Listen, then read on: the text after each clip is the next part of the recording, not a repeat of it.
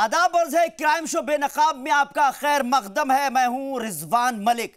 नाज़रीन, आज के इस प्रोग्राम के जरिए हम बात करने जा रहे हैं म्यांमार के उन रोहिंग्या मुसलमानों की जो जुल्म और सितम का शिकार हो रहे हैं। मिलिटेंटों पर कार्रवाई के नाम पर बेगुनाहों को मौत की नींद सुलाया जा रहा है, उन्हें म्यांमार छोड़ने पर मजबूर किया जा रहा है। किस तरह के जुल्म सितम का सामना कर रहे हैं रोहिंग्या के मुसलमान, कौन है इस हालात के जिम्मेदार, करेंगे बेनकाब।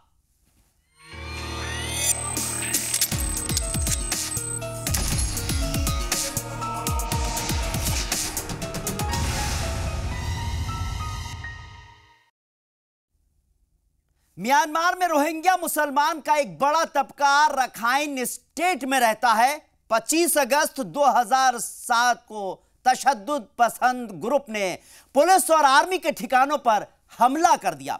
इस हमले में पुलिस के कई मुलाजमीन मारे गए, जिसके बाद कार्रवाई के नाम पर म्यांमार फोर्स और पैरामिलिट्री फोर्स ने बेगुनाह रोहिंग्या मुसलमानों पर जो जुल्म और सितम ढाए, बहुत कुछ तस्वीरें बयां कर रही हैं। पेश है ये खास रिपोर्ट।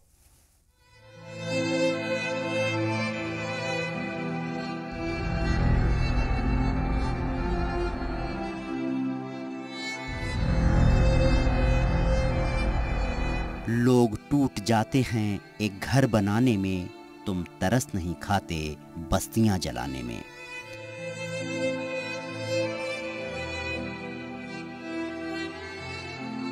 शायर बशीर बद्र का ये शेर म्यांमार में रोहिंग्या मुसलमानों के साथ हो रहे जुल्म सितम पर सही बैठता है।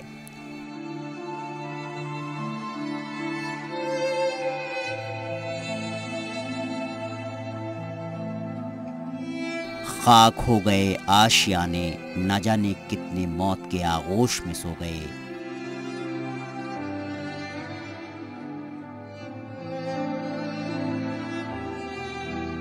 कितने अपनों से बिछड़ गए।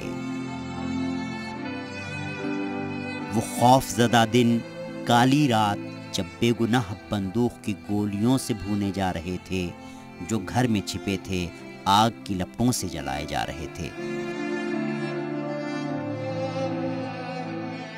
वो जान बचाकर भागे, मौत ने उनका भी पीछा न छोड़ा।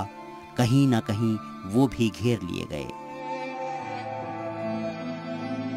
बेरहमी से कत्ल कर दिए गए। जो खुशकिस्मत थे म्यांमार की सरहद पार कर गए, उनमें भी कुछ बदकिस्मत निकले जो नदी पार करते करते पानी में डूब गए।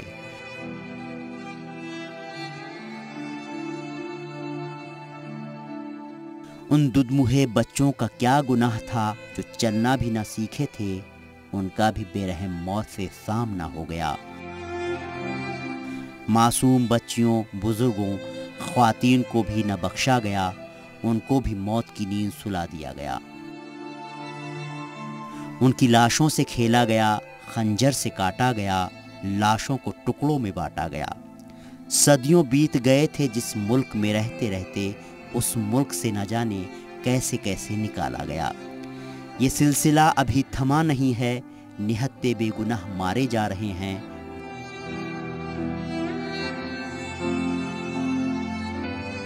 दुनिया देख रही है, कोई तड़प रहा है, कोई खामोश बैठा है। आखिर ये क्या हो रहा है? ये रोहिंग्या के मुसलमानों की बदकिस्मती नहीं तो और क्या है? कौन है ये रोहिंग्या के मुसलमान? किस किए की सज़ा भुगत रहे हैं ये मुसलमान? क्या है रोहिंग्या के मुसलमानों की तारीख? करेंगे बेनकाब। आप बने रहिए जी सलाम के साथ।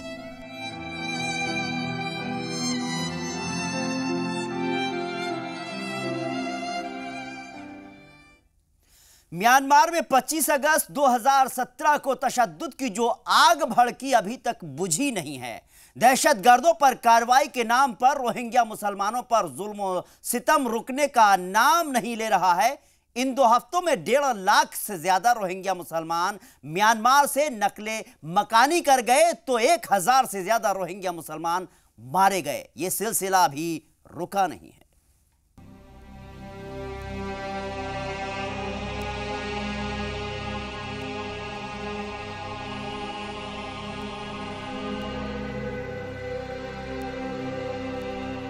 जलते घर, टूटे आशियाने, जमीन पर बिछी लाशें, जान बचाकर भागते बदहवास लोग। नजारा म्यांमार के रखाइन स्टेट का है।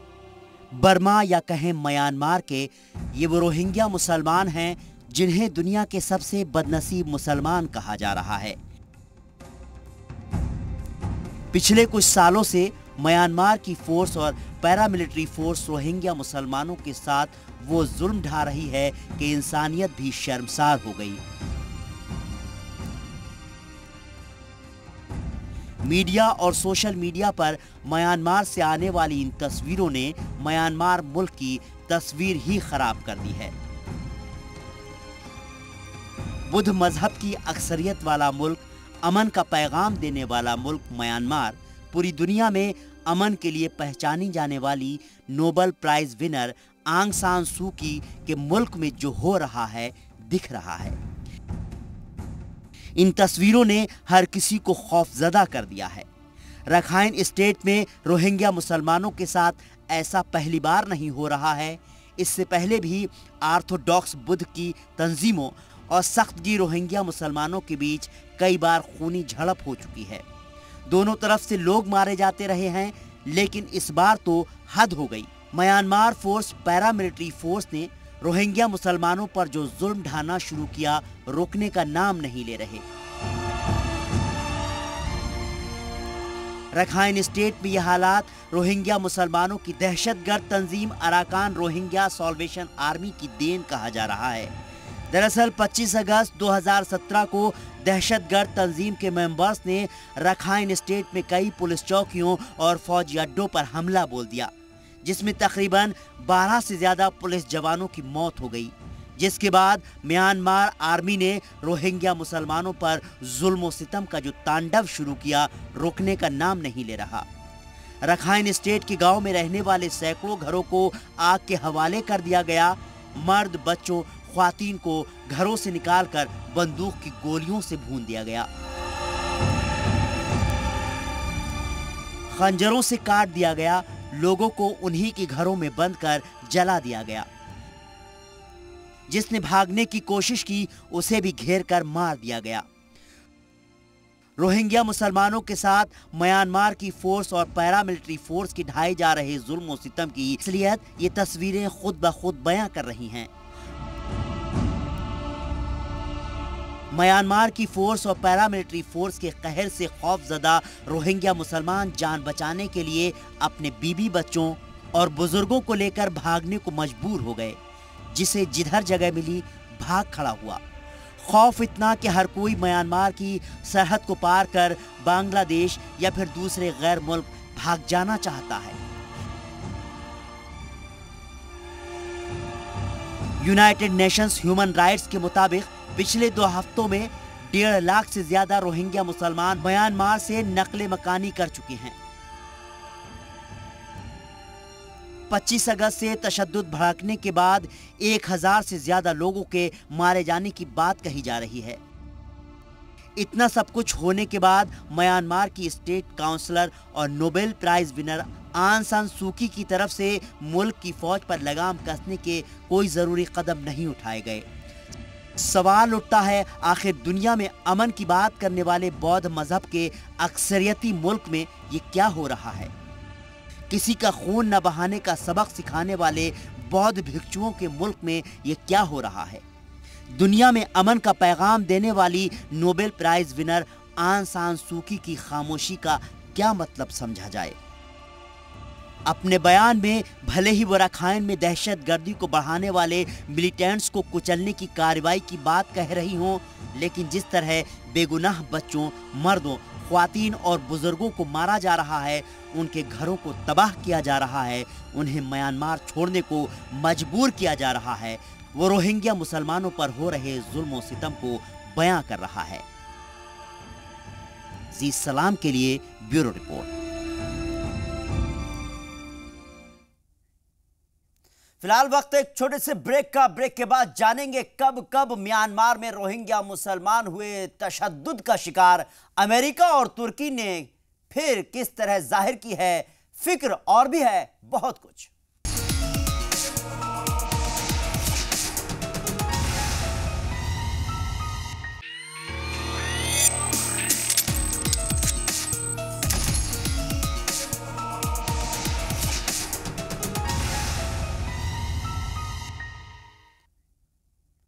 ब्रेक के बाद आपका खैर मकदम है। आप देख रहे हैं क्राइम शो बेनकाब।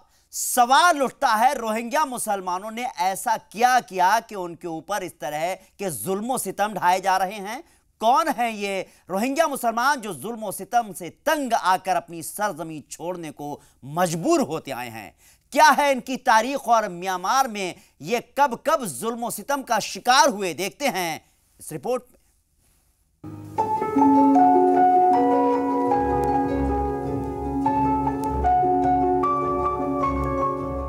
रोहिंग्या मुसलमान खुद को अरब और फारसी ताजिरों के वारिस बताते हैं। म्यांमार में तकरीबन 11 लाख से ज्यादा रोहिंग्या मुसलमान रहते हैं। रोहिंग्या जुबान बांग्लादेशी जुबान से काफी मिलती जुलती है, जिन्हें खास तौर पर बांग्लादेशी गैर मुल्की माना जाता है। म्यांमार की मुकामी बौद्ध अक्सरियत कम्युनिटी ने पीढ़ियों से यहाँ रह रहे रोहिंग्या मुसलमानों को नहीं अपनाया। ज्यादातर रोहिंग्या मुसलमान रखाइन स्टेट में बोशीदा कैंपों में रहने को मजबूर रहे हैं। 1982 में म्यांमार सरकार ने कौमियत कानून बनाया और रोहिंग्या मुसलमानों का शहरी दर्जा खत्म कर दिया, और तभी से म्यांमार के रोहिंग्या मुसलमानों को मुल्क छोड़ने के लिए मजबूर किया जाता रहा है।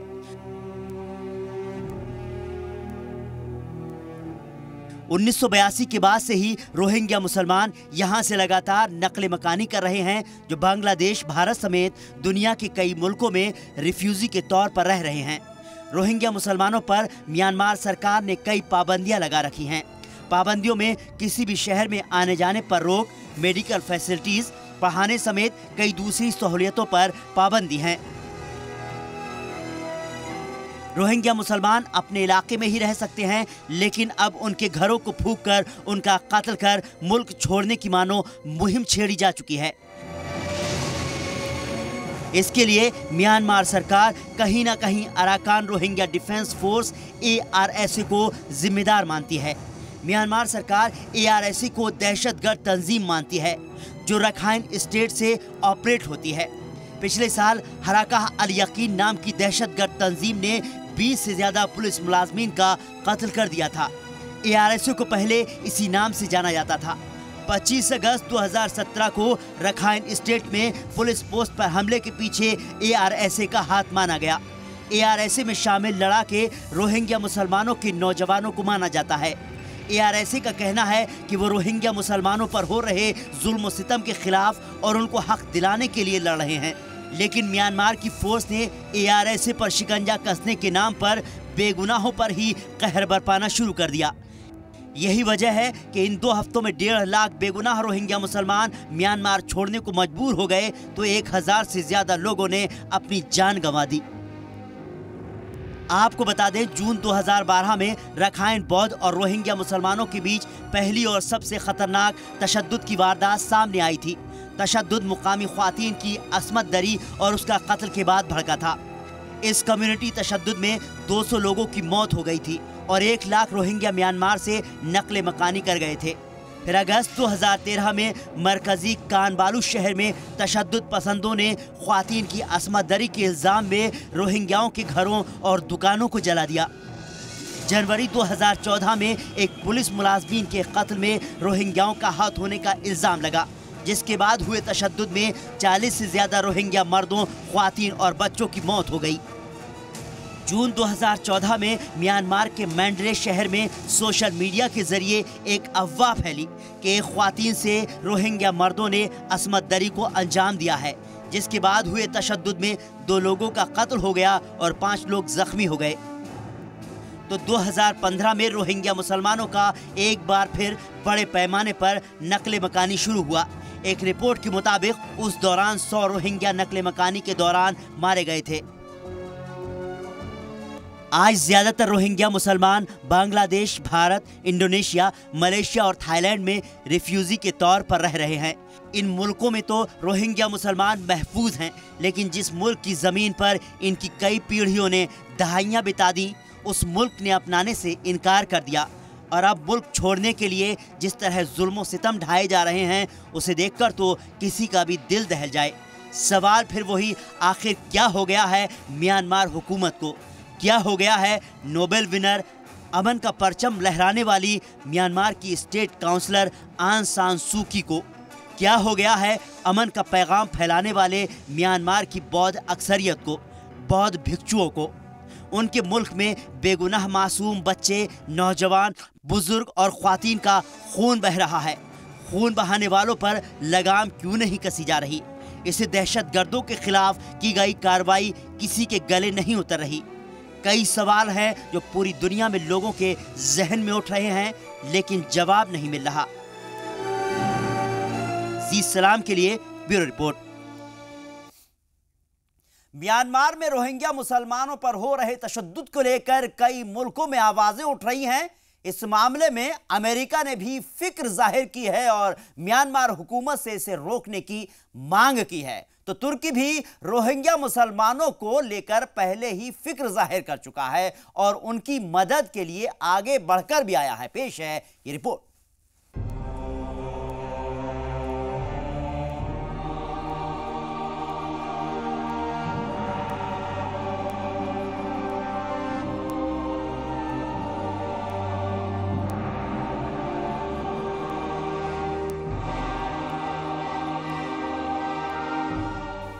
म्यांमार में रोहिंग्या मुसलमानों पर जुल्म सितम जारी है। अमेरिका ने रोहिंग्या मुसलमानों पर हो रहे तशद्दुद पर फिक्र जाहिर की है। वजारत खारजा की तर्जुमान हीथर नोएट ने मीडिया से कहा कि अमेरिका म्यांमार के हालात पर नजर बनाए हुए है। उन्होंने कहा कि बड़ी तादाद में रोहिंग्या गांवों को जलाए जाने और सिक्योरिटी अफवाज के जरिए रोहिंग्याओं के कत्ल की खबरें मिली हैं। मकामी आबादी की बड़े पैमाने पर नकल मकानी हुई है। हीथर ने म्यांमार हुकूमत से फौरन तशद्दुद रोकने की मांग की, लेकिन अमरीकी वजारत खारजा ने म्यांमार पर पाबंदी लगाने के बारे में कुछ भी नहीं कहा। We are deeply concerned by the troubling situation in Burma's northern Rakhine state. There has been a significant displacement of local populations following serious allegations of human rights abuses, including mass burnings of Rohingya villages and violence conducted by security forces and also armed civilians. We again condemn deadly attacks on Burmese security forces, but join the international community in calling on those forces to prevent further violence and protect local populations in ways that are consistent with the rule of law and with full respect for human rights. We urge all in Burma, including in the Rakhine State, to avoid actions that exacerbate tensions there. Rohingya मुसलमानों को अक़वाम मुत्तहिदा और गिने चुने ममालिक से ही मदद मिल रही है। सबसे पहले तुर्की के सदर तैयब उर्दुगान ने 1000 टन राहत का सामान रोहिंग्या मुसलमानों के लिए भेजा है, जिनमें खाने पीने की चीजें और दवाइयां हैं। तुर्की के सदर तैयब उर्दुगान की अहलिया खुद जायजा लेने बांग्लादेश सरहद पहुंची। उन्होंने रोहिंग्या मुसलमानों के हालत ज़ार पर अफसोस का इजहार किया और हर मुमकिन मदद का भरोसा दिलाया। I hope the whole world puts this issue on its agenda. This issue must be resolved through humanitarian aid and politics. Such an atrocity in this age is unbelievable, and it's all happening before the eyes of the entire world. We have come here to help and announce the situation here to the international community. वहीं अक़वाम मुत्तहिदा के एक आला अफसर ने कहा है कि Myanmar के रखाइन सूबे में अब तक 1000 से ज्यादा लोगों के मारे जाने का खदशा है, जिनमें ज्यादातर तादाद रोहिंग्या मुसलमानों की है। ये तादाद सरकारी आंकड़ों से तकरीबन दोगुनी है। पिछले 2 हफ्ते में 1.5 लाख से ज्यादा लोग अपनी जान बचाकर बांग्लादेश के राहत कैंपों में चले गए हैं। आपको बता दें कि म्यांमार के उत्तरी सूबे रखाइन में लगभग 10 लाख आबादी रोहिंग्या मुसलमानों की है। म्यांमार की सरकार उन्हें अक़लियती दर्जा देने के लिए तैयार नहीं है और न ही उन्हें कानूनी तौर पर म्यांमार का शहरी माना जाता है। सवाल यह है कि इन हालात में रोहिंग्या मुसलमान जाएं तो जाएं कहां? ब्यूरो रिपोर्ट, जी सलाम। फिलहाल वक्त एक छोटे से ब्रेक का। ब्रेक के बाद जानेंगे किन्नर किस लालच में बन गया कातिल।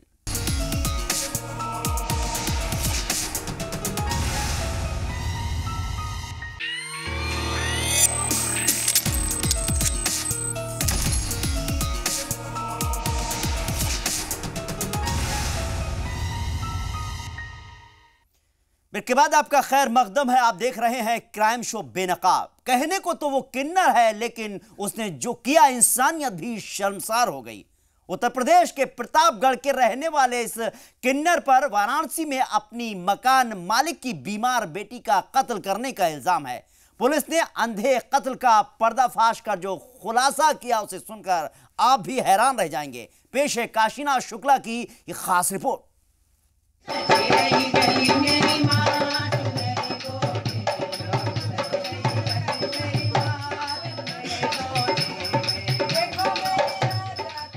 किन्नर जो अपनी जिंदगी में मस्त रहते हैं, जिन्हें धन दौलत जमीन जायदाद की चाह नहीं होती, किसी के घर में शादी की खुशी हो या बच्चे की पैदाइश की खुशी, किन्नर उस घर में जाकर नाच गाते हैं। लोग खुशी से जो दे देते हैं उसी से रोजमर्रा की जरूरत पूरी करते हैं।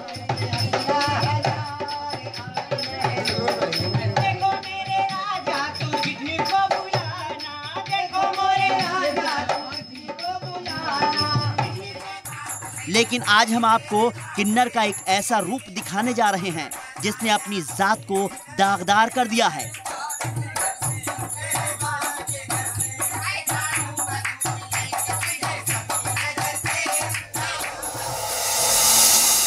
वाराणसी पुलिस की गिरफ्त में आया किन्नर मनोज यादव उर्फ मनोज तिवारी है।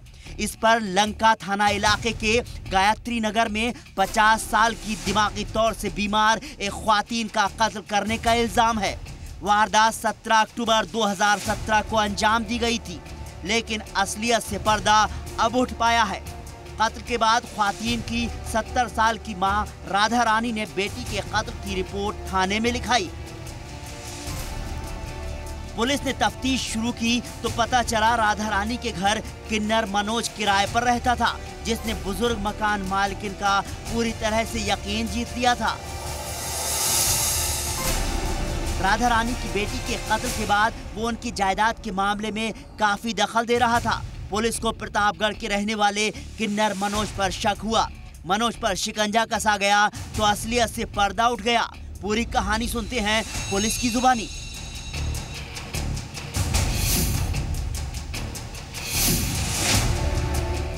थाने में पिछले साल अक्टूबर में एक हत्या हुई थी महिला की, वो अभी तक अनावरण नहीं हुआ था, वो केस पेंडिंग थी।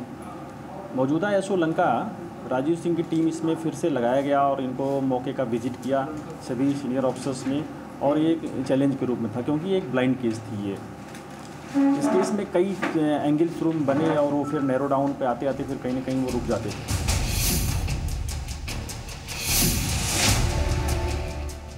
बड़ी छोटी सी बात लगभग फिर चूक हो रही थी, छूट रही थी। उससे मृतका की माँ जो लगभग अलग रहती थी बेटी से अपने, और उनके पास एक मनोज तथाकथित मनोज तिवारी नाम का व्यक्ति रहता था। जब उसके बारे में जानकारी की गई जिस पे संदेह नहीं हो रहा था मृतका की माँ को, जो इस मुकदमे की वादनी है, जब उसके डिटेल में जाया गया तो मालूम चला कि वो प्रतापगढ़ का रहने वाला लड़का मनोज तिवारी नहीं, वो मनोज यादव है, और वहाँ बिनायका गांव प्रतापगढ़ आसपुर देवसरा थाना का रहने वाला है। गांव से वो करीब 10 साल पहले वहाँ से वो चला आया है।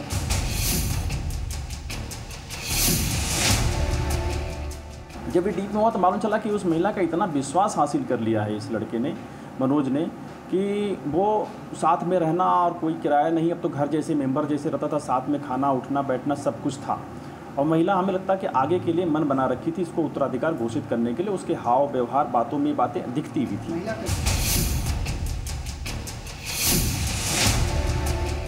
महिला जो वादनी मुकदमा है इसकी जो माँ है और काफ़ी ओल्ड एज की है, वो 72 साल की एज की है, और उनकी काफ़ी पैतृक प्रॉपर्टी है उनके पास, और उससे ही उनका चल रहा था काम, किराया और भी प्रॉपर्टी, लैंड प्रॉपर्टी है, मकान है, और वो मूवेबल और भी प्रॉपर्टी उनके पास है, बैंक बैलेंस भी है काफ़ी। ये उनके पास रह रही थी। मृतका एकमात्र उत्तराधिकारी थी वो, क्योंकि मृतका के बेटा पहले ही मर चुका था, बहू जा चुकी थी। की गतिविधियां संदिग्ध इधर कुछ होने लगी, जैसे केस वर्कआउट नहीं था, बराबर प्रयास चल रहा था। ये मृत्यु प्रमाण पत्र प्राप्त करने की कुछ तेजी बरतना चाहा। इस दौरान जिन नंबरों से एक दिन उसने कॉल कर लिया था किसी से, प्रधान से, वो एक नया नंबर दिखा। जब हम लोग उसके तह में गए मालूम चला वो पुराना नंबर था। वो नंबर उस घटना के दिन स्विच ऑफ कर लिया था, जबकि नॉर्मल ट्रेंड ही नहीं है, कभी स्विच ऑफ ही नहीं करते। फिर जब इसके तहकीकात में गए, पूछताछ शुरू हुई, तो मालूम ये बात भी प्रमाणित हुई कि उस दिन इनके घर पे आना प्रमाणित हुआ। मृतका के घर पे, क्योंकि ये माँ के साथ रहती थी, माँ के साथ आना जाना था, तो इनको आसानी से मृतका के घर में एंट्री मिल गई है।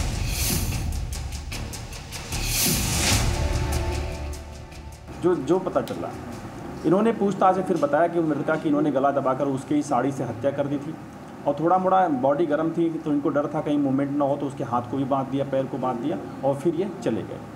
तो इन्होंने घटना जो पूछताछ के दौरान चीज़ें आई हैं वो अकेले ही कारित किया था, क्योंकि वो लेडीज़ भी काफ़ी थोड़ी बीमार भी थी और एज उनकी 50+ थी।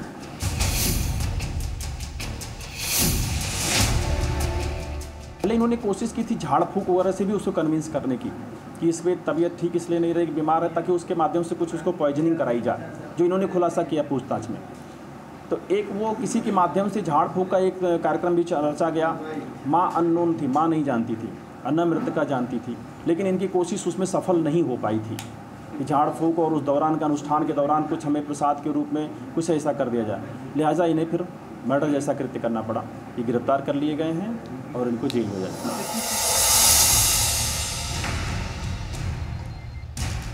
कहने को तो मनोज इलाहाबाद यूनिवर्सिटी से ग्रेजुएट है, लेकिन लालच ने उसे कातिल बना दिया। पुलिस ने किन्नर मनोज को गिरफ्तार कर जेल भेज दिया है।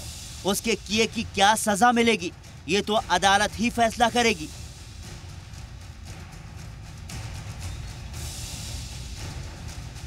जी सलाम के लिए वाराणसी से काशीनाथ शुक्ला की रिपोर्ट।